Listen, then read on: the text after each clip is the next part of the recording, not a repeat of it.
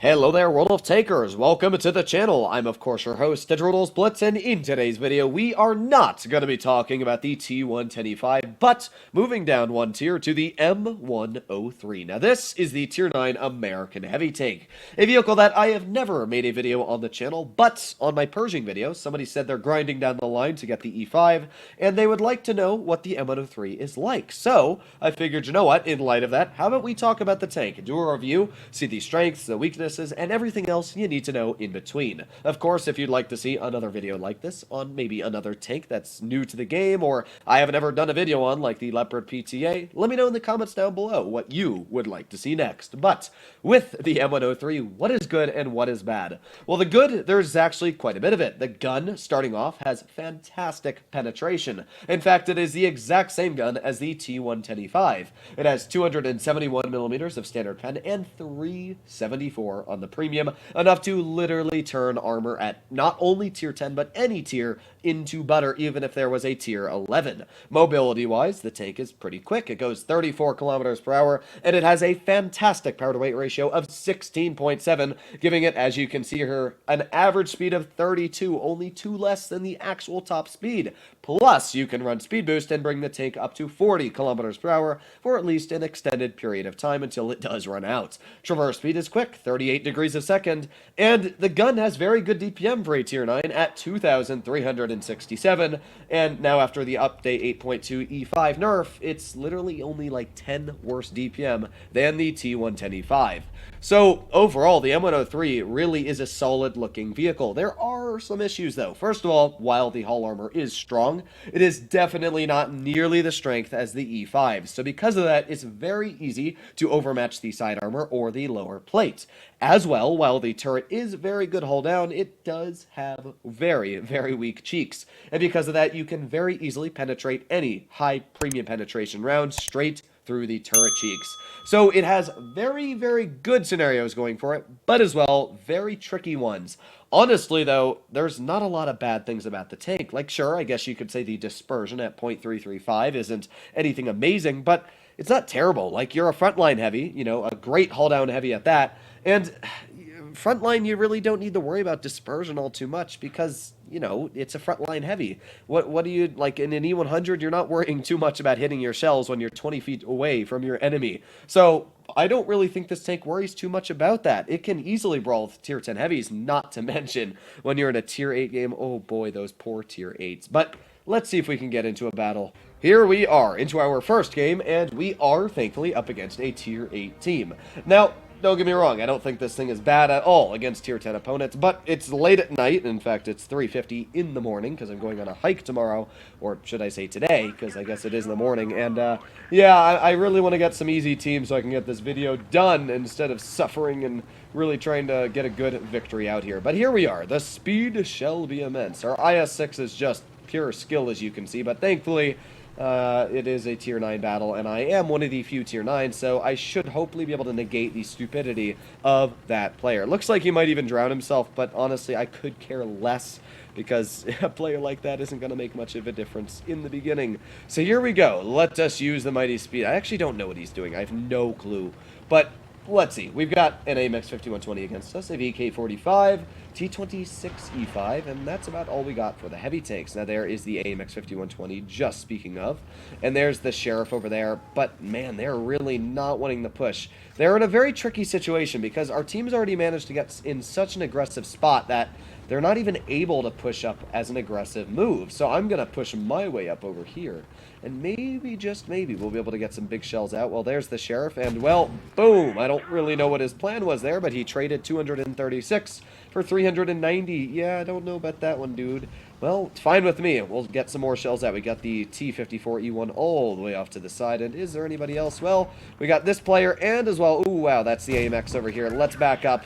As I said, the armor on the tank, like, you can see that shell went right into my upper plate and the other one into my turret cheek. So the armor's good, don't get me wrong. It does have very, very solid armor, but it can be very easily penetrated, and, well, there's that .335 dispersion, which, at distance, will suffer quite a bit cutting through frontal armor. Let's try again here. Reload, reload. Oh my god, my teammate is literally a boob. Just completely messed that shot up on me there. But, well, I guess he didn't do it on purpose, so I can't get mad at him. Let's push our way on over here. Oof, again, the gun just, long range. But, you know what, to be fair, that was a snapshot on the move that I would never have expected to pen in the first place. So, let's see, we got the AMX 1390, nice shot into him, and, well, he did not last very long, did he? We got the Progetto off to the side over here. Maybe we can get some nice shells into his vehicle. Let's even put on our reductive armor here. Hopefully he won't be able to get any shells into me, but oof, that was a pretty nice ram from the M103, if I do say so myself. And, well, I guess putting on my reductive armor really didn't help me all too much here, but you know what? Let's get a nice HE. Oof! I did track him. You know what? That HE should have penned him. I'm calling bull on that shot there, Wargaming. That was a beautiful shell. That should have penned that guy, but here we go. Let's aim it on your lower plate. Boom! Max roll for 500. Even though I don't think anything ridiculous came out of this game, and we really didn't get to showcase all too much about the M103 because the enemy team was taken apart so quickly, we did okay. We did about 2665 plus a ram on that Progetto for another, I'd say, 250 there, so just shy of around 2,900 damage in total, maybe. Let's see. Yeah, 2,803. Nothing too bad. And the first game showed that the tank is pretty good. We were able to do a good job, penetrate our shots, but you also notice that it does have some big disadvantages. And the biggest one is the big frickin' turret. That turret is huge. And because of that, you gotta worry. If you're aiming at somebody like that VK-45 there, vehicles like either that AMX 5120 or anybody else can easily shoot you as well because it does have a big turret. That means, well, it's pretty easy to spot out of any position it's really in. So that's bad. As well, you saw I got penned right in the turret cheek, so it's good. You know, don't get me wrong. The turret's very strong on the tank, and it's troll.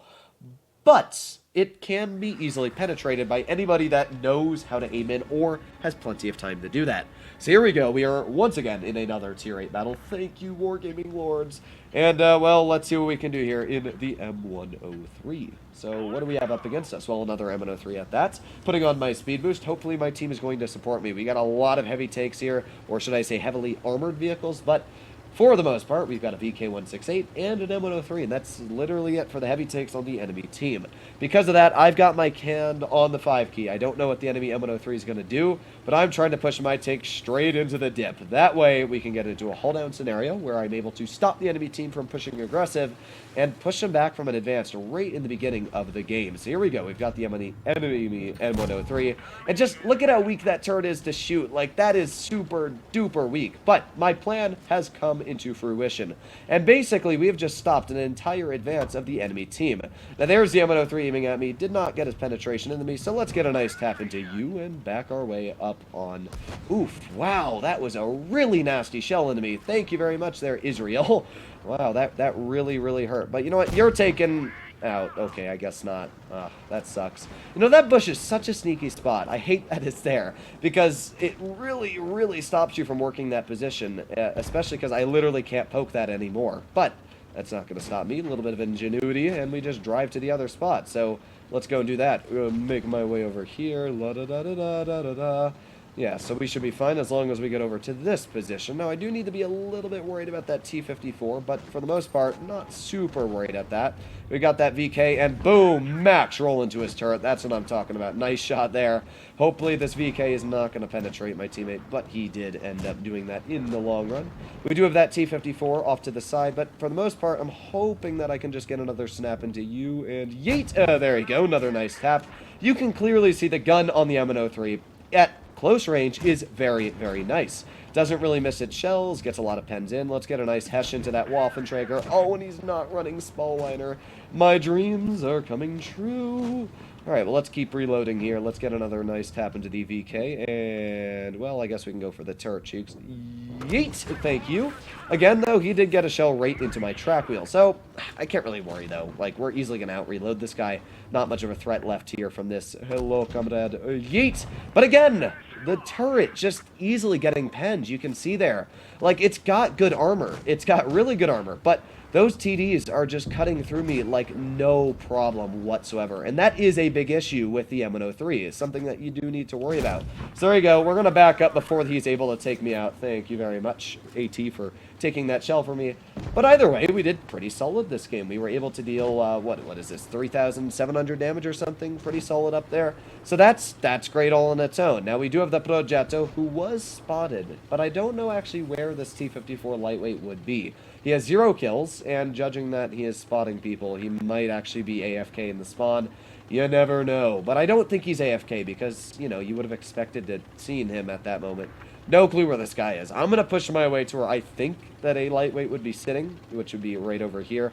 He could be AFK. You never know. Oh, no, he is definitely not AFK. He's all the way across the map by the Progetto 46. So what are we going to be able to do here? Well, not much. I'm going to have to drive my way all the way on over there, and I doubt I'll be able to actually get a shell into this guy because, well, yeah, it looks like that Progetto is going to finish him off. Let's watch it. You can do it, dude. Yes, there you go. Easy victory, and I can get some nice, well-deserved sleep after recording today's video. But the M103 did a solid job. You could see where the disadvantages are on the vehicle. That turret, as I said, it's big, and it's got weak spots. You can hit right on the cheeks, right on any of the cheeks on the tank and easily pen it, which is not good.